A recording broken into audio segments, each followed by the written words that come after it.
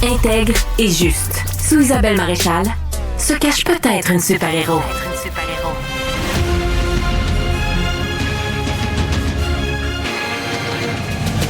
Isabelle Maréchal. Il y a un transfert de richesse historique de près de 1 000 milliards de dollars qui va s'amorcer au Québec à cause des baby boomers qui vont léguer à leurs héritiers vraiment un montant phénoménal, vous le voyez, là, 1 000 milliards de dollars. On n'a jamais vu ça, en fait. Et là, ça a déjà commencé. La preuve, c'est qu'il y avait un immense dossier dans le Journal de Montréal en fin de semaine où on voyait que le fisc vous attendait à bras ouverts, comme le disait la chronique de mon collègue Michel Girard, mais que c'était compliqué à mort, pour faire un bon jeu de mots, de régler toutes les questions testamentaires. Et on va en discuter, bien sûr, et je suis sûre que vous aurez des questions. On va parler à un notaire, on va parler à un avocat fiscaliste. Vous pouvez nous appeler au 1-877-827-2346. Fred est là pour nous lire vos textos au 187 Cube Radio. On va tout de suite parler à Lise Bourget, parce que Lise va devoir patienter quasiment une autre année encore avant de pouvoir distribuer l'héritage de ses parents qui sont morts il y a déjà plus d'1 an, donc 1 an depuis la mort de ses parents, et probablement que ça va prendre une autre année avant finalement de pouvoir toucher à l'héritage. Elle est avec nous. Bonjour. Bonjour Isabelle, bonjour à tous. Merci de prendre le temps de nous parler. Parlez-nous un petit peu de votre histoire familiale, Lise. Bon, je vais essayer de résumer ça un peu. Bon, oui. Moi, j'ai perdu mes 2 parents l'été 2024. Mon père en juin, la fin de juin, puis ma mère, 5 semaines plus tard, sa santé s'était détériorée après le décès de mon père et elle a demandé l'aide médicale à mourir. Fait que déjà là, parenthèse, c'était déjà c'est difficile, c'est pas quelque chose qui arrive souvent, puis quand on perd ses parents juste une fois dans la vie, hein. Ouais. Et puis c'était déjà assez éprouvant. Puis je me rends compte que puis j'ai été liquidatrice pour les 2. Oui, alors, c'est ça. Vous avez accepté. Décède, ma mère hérite de mon père, ma mère décède, donc ça tombe de succession. Puis, c'est pas un marathon, une succession, c'est un décathlon, je dirais. Il y a tellement d'étapes. Certificat de décès, recherche testamentaire, Service Canada pour avoir les autorisations, demander des renseignements au fédéral, au provincial, l'ouverture du compte de banque. C'est beaucoup, beaucoup d'étapes. Puis, tu sais, quand tu es là-dedans, moi, je m'embarque à 100%. C'est pour mes parents, puis c'est ça qui... Mon adrénaline était là-dessus, tu sais. Pendant que mon adrénaline est là-dessus, je suis pas en train de pleurer mes parents. Jusqu'à date, ça allait pas pire. Ça se règle quand ça se règle, puis j'en ai fait mon deuil d'une façon. Puis c'est au niveau des impôts, parce qu'il faut faire quand même les impôts personnels. Fait qu'on a fait les impôts de mon père, ses impôts personnels de particulier. On fait ceux de ma mère. Puis ensuite, on embarque dans les déclarations d'impôts de fiducie ou succession. Alors, on fait une première déclaration d'impôt, je paye de l'impôt. Quand le comptable travaille sur les déclarations d'impôt de fiducie, on s'aperçoit qu'il y a des disparités dans les documents produits fournis par le gestionnaire de patrimoine de mes parents quant à la valeur des placements au moment du décès. Et ça disait à la date du décès de mon père, 7 ans, puis sur l'autre document, ça disait d'autres choses. Fait que ça balançait pas. Fait qu'on y a fait une première demande de redressement selon laquelle on devait plus d'impôts. Fait que je fais un nouveau paiement d'impôts fédéral-provincial. Quand il a finalement terminé la déclaration d'impôt de fiducie au provincial fédéral, il a fallu faire une deuxième demande de redressement parce que là, on avait trop payé d'impôts. Ah, mon Dieu. Et vous avez trop chargé d'impôts, c'est ça? Ouais. C'est là que le bas blesse parce que les demandes de redressement ont été envoyées au fédéral et au provincial à la mi-juin. Le provincial ont tout finalisé. J'ai reçu le remboursement et l'avis de cotisation à la fin de septembre. La déclaration d'impôt de la fiducie au fédéral et au provincial, c'est complété, j'ai payé les impôts. Puis c'est la déclaration d'impôt de particulier de ma mère, la dernière demande de redressement, qui est encore au point neutre à Revenu Canada, à l'Agence du revenu. Et là, ça fait déjà 1 an, Lise Bourget, et là, on vous dit... Il y aura un autre délai probablement de 50 semaines à cause de ce qui ne marche pas à l'Agence de revenus du Canada. Oui. Si on regarde ça rapidement, ça faisait le calcul, là, je vais être en mesure de distribuer l'argent en avril 2027. Oh mon Dieu. C'est ça que ça dit. C'est le temps que je reçois des avis de cotisation pour après faire les demandes de certificat de décharge qui confirment que les impôts ont tout été payés puis que là, peut distribuer les tâches. Mais là, ça, c'est comme 3 ans plus tard, 3 ans après le décès de vos parents. Ouais. Puis moi, là, c'est le j'ai téléphoné une fois, posé des questions, j'avais fait une démarche, j'ai dit OK, j'ai fait un paiement, puis là, là, je vois que mon l'état de compte, il n'est pas accessible en ligne. C'est-tu parce que j'ai fait bouger quelque chose en appelant vendredi? La personne qui me répond, elle dit Madame, les appels téléphoniques, ça fait pas bouger les choses. Mais savez-vous, monsieur, c'est exactement ça le problème. J'ai dit c'est en plein ça, je suis entièrement d'accord avec vous. Quand on appelle à l'Agence du revenu du Canada, ça fait rien bouger. Il n'y a rien qui avance. Mais ce que je comprends, Lise, quand même, c'est que, bon, d'abord, vous avez accepté la job de liquidatrice, c'est pas rien, il faut y penser à 2 fois avant de faire ça. Est-ce que vous saviez que ça allait être un calvaire comme ça, puis que ça allait être épuisant, parce que vous devez être à bout, là? Oui, je savais que ça pourrait être compliqué, malgré que mes parents, il n'y avait pas de condo à Fort Lauderdale, un chalet dans les Laurentides ou une entreprise. C'était vraiment là, il est en résidence pour personnes âgées. Ils avaient vendu la maison, ils ont placé les sous. Rien de compliqué. Justement, j'allais vous demander ça. Fait que donc, c'était finalement 2 personnes qui avaient travaillé toute leur vie, puis il y avait une maison. C'était ça, là, c'était simple, dans le fond. Oui, la maison était vendue, il était en résidence pour personnes âgées, il y avait le Retraite Québec, prestation de vieillesse, puis il y a un petit revenu de placement, là, qui était très frugal, puis il faisait attention à leurs sous. Puis aujourd'hui, là, je pensais pas que ça pourrait être si compliqué que ça. Tu sais, t'apprends sur le tas, puis c'est une expérience que, comme si tu perds tes parents une fois dans la vie, là, je voudrais pas répéter cette expérience-là pour des proches. Ça va être le tour de mes enfants à un moment donné de faire la même chose pour moi. Mais vraiment, là, c'est comment je pourrais dire, donc. Épuisant. C'est 30 à 50 semaines, là. Puis moi, je suis bloquée là-dedans, là. Je peux pas avancer. Là, il n'y a rien qui va se passer au cours de la prochaine année. Là. On vous a dit, madame, c'est ça, prenez votre mal en patience. Mais est-ce que je comprends, Lise, est-ce que je comprends bien qu'ils ont quand même été rapides à vous charger des impôts, là, quand même? Ah oui, là, c'est eux j'ai un trop payé. Ouais. Là, c'est eux qui m'en doivent. C'est ça. En tout cas, je ne veux pas dire, mais en tout cas, oui, c'est ça. Ils ne sont pas pressés dans ce temps-là, j'ai l'impression. T'sais. Mais on fait avec. Et puis, moi, ce que j'ai hâte, c'est toute l'énergie mentale que je mets là-dessus, juste le temps de vous parler, puis quand j'ai parlé avec le journaliste du Journal de Montréal, puis tout ça, c'est de l'énergie, puis du temps, puis des émotions que je mets, pas à penser à des belles choses. Je comprends tellement. Bon, c'est clos, ce dossier-là. Là, maintenant, là, la vie continue. Je veux pas être émotive. C'est le temps des fêtes, ça commence. C'est une période qui est plus difficile encore cette année. Là. C'est le 2e Noël qui sont pas là. Mais c'est ça. J'ai des boîtes là, dans mon bureau, là, des impôts des derniers 6 ans, puis j'ose pas rien faire de tout ça parce que tout d'un coup, je reçois un coup de téléphone puis qu'ils décident d'aller vérifier 2 ans en arrière. Fait que tout est là. C'est tout le temps dans ma face. C'est toujours là. Mais je vous comprends tellement. Que je suis pas toute seule. Mais non, vous n'êtes pas toute seule. Je pensais que c'était... Moi, j'étais une pointe d'aiguille dans le tas de foin, là, mais il y en a beaucoup qui sont pires que moi, là, mais c'est gros, là. Puis vous le dites très bien, Lise Bourget, c'est pas une succession compliquée, là. Et vous êtes combien d'enfants? Vos parents ont eu combien? On est 3. Vous êtes 3? On est 3 enfants. Est-ce que vous vous entendez bien? Oui, vous entendez bien? Parce que des fois, quand il y a de la chicane entre les enfants, en plus, ça tire d'un bord, il y en a qui tirent de l'autre bord, il y en a qui... Parce qu'il y avait des articles aussi qui disaient juste un seul héritier peut geler toute la patente, là. Ça aussi, c'est compliqué. Mais vous avez raison d'être émotive, Lise. C'est sincèrement, émotivement, c'est prenant aussi. Vous êtes incapable de faire complètement votre deuil. Ils m'ont fait confiance. Tu sais, je veux dire, j'ai été nommée pour les 2.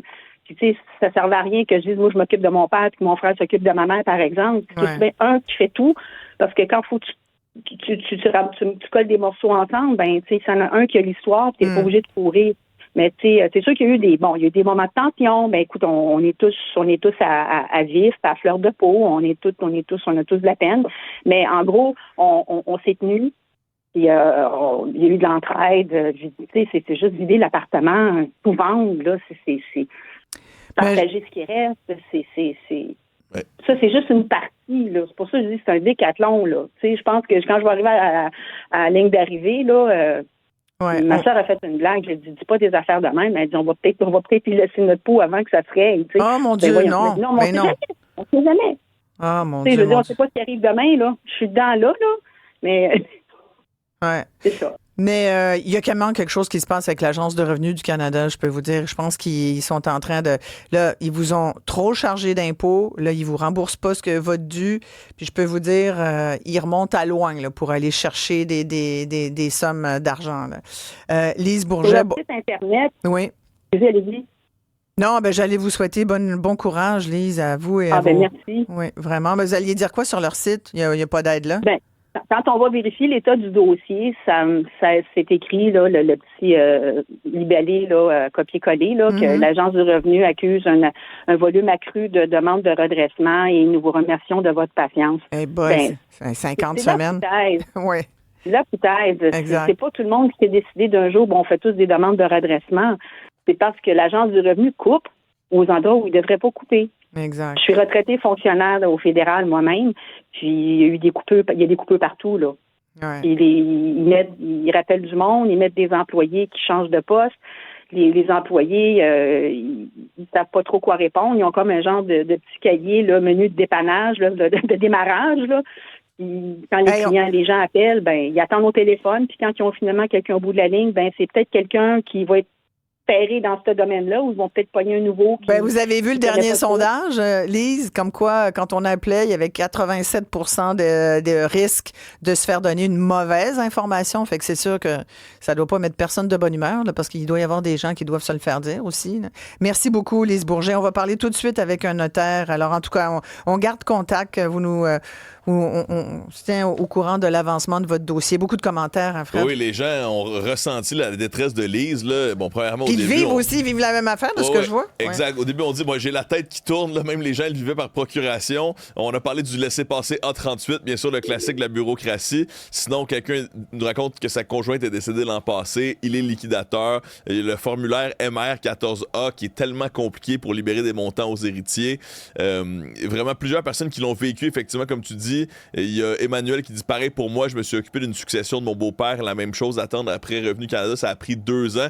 Mais un message d'espoir aussi. Hein. Quelqu'un dit, oui, c'est normal, ça prend beaucoup de temps, je l'ai vécu, il faut être patient et tout va finir par finir. La personne a vécu semblable, alors éventuellement, ça finit par se résoudre, sauf que c'est vrai que c'est extrêmement long. Non, mais là, écoute, 3 là. ans plus tard, tu finis par toucher l'argent de l'héritage. On en parle tout de suite avec Laurent Carly-Trudeau. Il est notaire, il pratique dans un grand cabinet en Gaspésie. Originaire de Montréal, mais il est allé s'établir là-bas justement parce qu'il y avait une grande pénurie de notaires. Puis comme on pouvait lire en fin de semaine, merci d'être là, Laurent. Je pense qu'on pourrait conseiller à nos jeunes qui se cherchent une job sûre dans la vie. Il y a comptable et il y a notaire aussi dans la liste des professions qui sont fort intéressantes et qui ont de l'avenir parce que vous allez être submergé. Je parlais, Laurent Carly-Trudeau, de ce transfert de richesse historique, 1000 milliards de dollars qui vont venir des baby-boomers, qui vont transférer à leurs héritiers. Là, ça prend des documents notariés pour tout ça. D'abord, il faut rappeler aux gens, faites votre testament, dit la fille qui n'en a pas encore. Et ça n'a juste pas de bon sens. Mais chaque fois, je promets de pallier à ça, mais je suis sûre que je ne suis pas la seule. N'est-ce pas, Laurent? Non, effectivement. Ben, bonjour Isabelle, merci de me recevoir. En effet, ben, premièrement, pour l'histoire de Lise, c'est très touchant, mais c'est une réalité qui touche beaucoup de gens. Au niveau des successions, là, les délais sont épouvantables. Puis, les délais, c'est quoi moyen? Là? Elle, ça va être 3 ans finalement qu'elle dit quand elle va être capable de voir la lumière de son argent. Mais le délai moyen, Laurent, êtes-vous au courant de ce que ça représente? Ça va toujours varier là, des actifs qui sont détenus par le défunt, mais on parle de entre 12 et 18 mois, mais ça pourrait s'étendre sur beaucoup plus de temps, là, surtout lorsqu'il y a un patrimoine qui est beaucoup plus subséquent. Là, donc, il peut y avoir beaucoup plus de délais, des compagnies, beaucoup d'immeubles. Donc, là, à ce moment-là, on peut parler de des délais plus longs que 18 mois facilement. Est-ce que les parents de Lise auraient pu faire quelque chose pour éviter cette situation? Ou c'est dur à dire, là. Évidemment, je suis pas au fait là, de la situation des parents de Lise, donc c'est dur pour moi de pouvoir me prononcer à ce niveau-là, mais j'avais l'impression qu'il y avait déjà un testament mis en place, déjà là, c'est la première des choses. De ça faire un testament, ça avait pas l'air ça vient faciliter le processus de liquidation d'une succession. Bon, ben on a la nomination du liquidateur, le fameux représentant légal qui va venir gérer, faire la paperasse légale, peut être celui, bon, évidemment, le contact, le point clé là, pour régler tout ça. Donc, ça, première des choses. Puis, faire des dispositions légales qui sont claires, à savoir qui hérite. Ça, c'est la première des choses. Est-ce que vous Ensuite, trouvez... là, c'est sûr que je connais pas leur situation. Oui, bien sûr. personnelle. Est-ce que vous trouvez que les gens, parce qu'à force de le dire, on en fait régulièrement, on m'en doute 3 fois par année, on parle de l'importance de faire son testament, de faire même un mandat d'inaptitude. Bref, on parle de toutes ces obligations quand même qui sont importantes. Puis tout de suite après, on va parler à un fiscaliste parce qu'il y a aussi des impacts fiscaux. Est-ce que vous trouvez que les gens, finalement, le message rentre, là, les gens sont plus préparés qu'avant ou finalement, c'est parce que ça touche notre mort à venir, on veut pas parler de ça, fait qu'on s'en occupe pas. On en est où? Est-ce qu'on avance un peu ou pas? Oui puis non. En fait, c'est vrai qu'il y a encore beaucoup un genre de voile, hein, si on peut dire ça comme ça, que les gens sont très réticents à discuter de la mort, mais beaucoup de gens aussi communiquent avec nous justement pour faire leurs documents légaux, donc le testament, le mandat de protection. Puis là, on a le fameux problème qu'on discutait tantôt, Isabelle, là, de l'accès à la justice. Donc, évidemment, on a un besoin criant de notaires, comptables, notaires. C'est sûr, les notaires, on manque plus d'emplois là depuis quelques années, surtout avec la population vieillissante. Les notaires qui veulent plus faire de gestion, donc puis c'est une réalité qui est encore pire en région. Donc, nous, on travaille à Montréal et à Sainte-Anne-des-Monts. Il n'y a aucun notaire de disponible là, pour venir procéder à la préparation des documents là, de cette population-là. Donc, les besoins sont criants, malheureusement. Puis, il y a quand même toujours 50% de la population qui n'a pas de documents légaux de fait, donc le testament et le mandat de protection. Et justement, on reçoit un message, la personne nous dit « J'aimerais que mes parents fassent leur testament, mais ils ne veulent pas. Ils ont peu de biens. J'appréhende de gérer tout cela. Je n'ai pas les sous pour les funérailles et tout le reste. C'est une source de chicane. » Est-ce qu'on a des trucs pour approcher ces situations-là difficiles? Mais c'est sûr que, de prime abord, c'est de faire comprendre aux parents que le testament, oui, c'est une dépense, mais c'est aussi une source d'économie lorsque le décès va survenir. Donc, pour plusieurs raisons. Premièrement, puisqu'on a mis un liquidateur, on n'a pas besoin de faire un papier légal postérieurement au décès pour venir désigner ce fameux représentant légal. Ensuite, avec des dispositions claires, c'est sûr qu'il y a il y a moins de place à des litiges, à des chicanes de famille. Donc là, à ce moment-là, il peut y avoir des coûts légaux qui peuvent être engagés aussi pour lorsqu'il y a peut-être des chicanes de famille. Donc déjà là aussi, ça peut être plus économe à ce niveau-là. Donc oui, ça semble être une dépense, mais ensuite, moi je pense pour la paix d'esprit, là, ça peut venir contrebalancer là, dans tout ça. Oui, puis là, dans ce cas en particulier, l'auditeur dit j'ai pas les sous pour les funérailles, tout le reste. Donc, c'est sûr, dans le cas où il n'y a pas de testament, c'est un peu plus compliqué. Il y a toute la notion aussi d'accepter ou de refuser une succession, n'est-ce pas, Laurent? Oui, tout à fait. Donc, il faut toujours faire attention là, lorsqu'on a une succession qui est insolvable. Là, donc, il faut être très prudent dans les gestes qu'on pose au moment du décès. Donc, c'est sûr que lorsque vous êtes face à une succession ou avec un parent qui a peu de sous, vous êtes incertain de ce que vous voulez faire, c'est sûr de toujours consulter votre conseiller juridique là, avant de poser des gestes parce que ça peut avoir des conséquences très graves là, d'aller fouiller dans les biens du défunt puis de confondre vos biens avec ceux du défunt. Donc, faut être très prudent par rapport à ça. Oui. Vous pouvez rester avec nous peut-être quelques minutes, Laurent, si on a d'autres questions qui touchent les actes notariés. On va s'arrêter ici, mais tout de suite après la pause, va se rajouter à notre discussion sur les héritages un avocat fiscaliste. Si vous avez des questions justement de fiscalité dans le cadre d'une succession, ça sera le moment peut-être de nous écrire et de poser vos questions. 1-877-827-2346 et par texto 187 Cube Radio.